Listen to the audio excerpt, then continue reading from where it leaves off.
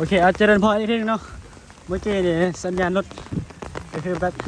ความทรงจำมันเต็มเมมโมรี่มันก็เลยสต็อปอัตโนมัติเลยบ่เป็นยังนะโอ้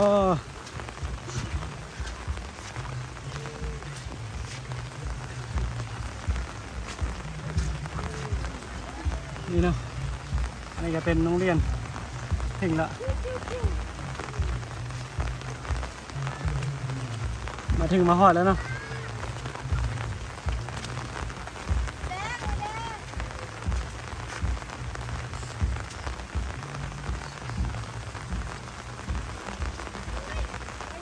เฮ้ย see you again เจอกันที่เก่า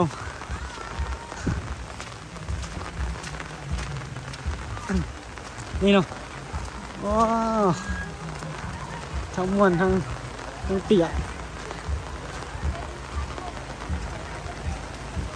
ทั้งมวนทั้งเปียกซาออสเตรเลีย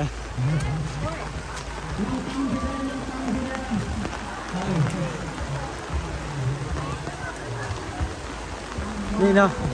มีแต่เด็กน้อยงานนี้มีแต่เด็กมีแต่นักเรียนเนาะพอมันอยู่โรงเรียนเลย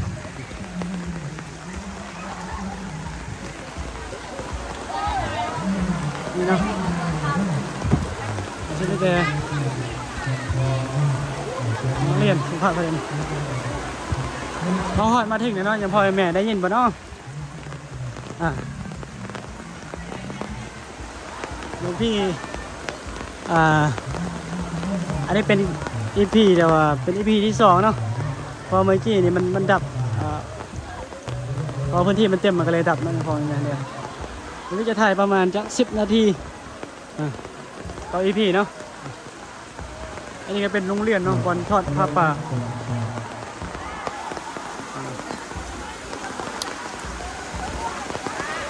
อันนี้จะเป็นคารวะญาติโยมเนาะมาแต่บ้านไกลจะมีฝรั่งเลือดฝรั่งได้มาเนี่ยโอ้ย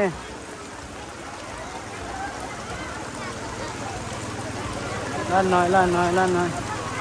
โอ้ยเจอแล้วฝรั่ง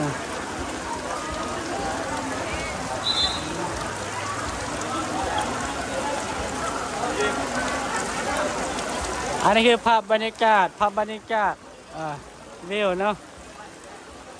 ของผ้าป่ามอดมาถึงแล้วโอ้โหแล้วอันนี้เป็นเรียนนะเพิ่นเริ่มทำพิธีแล้วโอ้จะฝากติดตามให้ได้เด้อยมพอยแม่หลวงพี่ถ่ายนี่เปียกเบิดเลยก็ที่ได้วิดีโอนี่เปียกเบิดอันนี้เนาะผ้าป่าหมู่บ้านเพิ่นสามัคคีกันดีเป็นมาเบิดผู้เฒ่าผู้แก่ผู้หนุ่มผู้น้อยเด็กน้อยกันมาไหมเรียนกันมามีฮอตฝรั่งดังโมนฮอตคนอังกฤษYouTube Pardon How often does this event? This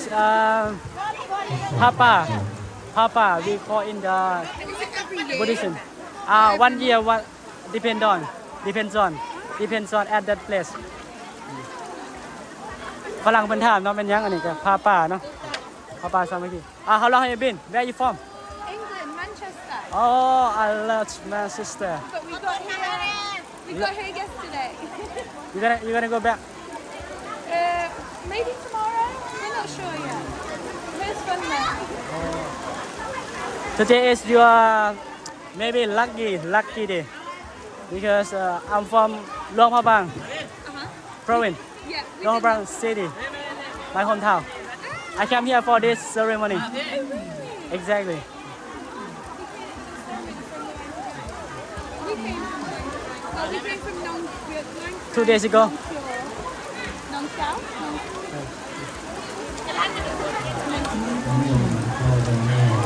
ฝรั่งเพิ่นมาจากแมนเชสเตอร์เนาะ จากแม่ซิสเตอร์เนี่ยเพิ่นเพิ่นถามว่าเฮ้ยอันนี้เพิ่นเฮ็ดทุกปีบ่หรือว่ามีทุกมื้อบ่อันมันก็เริ่มต้นมีเทื่อนึงเนาะปีหนึงมีเทื่อนึงก็แล้วแต่ส่วนหลายนี่ก็จะมีแต่บางวัดเด้แต่ว่าบางวัดนี่จะบ่มีเนาะสำหรับในเมืองนะแต่ว่าบ้านนอกเนี่ยเพิ่นจะอาศัยงานกิจกรรมแบบนี้เพื่อจะมาสมทบมาเป็นทุนเป็นฮ้อนให้กับการศึกษาของนักเรียนไอ้จัวน้อยก็ว่ากันไปเนาะอันนี้เนาะเป็นโรงเรียนที่โรงเรียนสงฆ์ที่หลวงพี่ถ่ายเมื่อวานโรงเรียนสงฆ์ส่วนนี้ก็จะเป็นโรงเรียนโยมเนาะแต่ว่าเพิ่นใช้สถานที่นี้เพื่อทอดผ้าป่าจะอันนี้จะเป็นน้องน้อยนักเรียนเนาะแล้วก็บ้านเมืองจะนำรุ่งน้อมนำรุ่งศาสนาสิ่งธรรมย่อมนำมาดวงภาษาย่อมเจริญที่ไหนบทเสริมสร้างจิตที่นานย่อมนับเลยที่นั้นย่อมนับเยอะย่อมเจริญย่อมมีขอท่านนำท่านทั้งหลายได้มาในวันนี้เพื่อมา ตอนนี้6 นาทีแล้วยังพอยังไหมฝากเด้อฝากกดไลค์กด Subscribe ให้หลวงพี่หน่อยครับจะได้มีกำลังใจเนาะในการถ่ายคลิปทันมีคนเบิ่งจะอยากถ่ายอยู่ทันบ่มีคนเบิ่งนี่ก็บ่ปานใด